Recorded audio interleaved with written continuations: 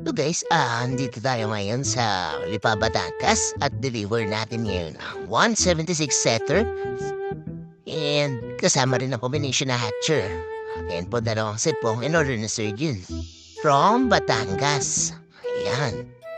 Makita niyo naman guys, no? Pinalitan kasi nila ngayon yung luma nilang incubator. So, ayun na yung bago nilang incubator. So, thank you for choosing us again, Sir Jun. Guys, itong hawak ko ay Dangry Ranted. So ito ay pagmamayari na isang sikat na breeder, kilalang breeder po siya. Ayaw niya lang talaga huwag pangalanan kasi alam mo na, low profile ang gusto lagi ni Sir Jude.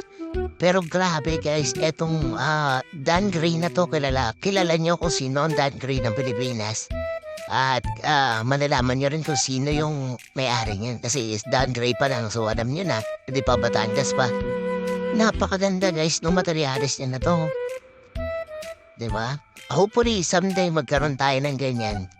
Kasi pakalupit at talaga naman iba ang cutting abilities na itong Land Gray. Ayan. Okay, diba? Ang pogi pa nung mahawak.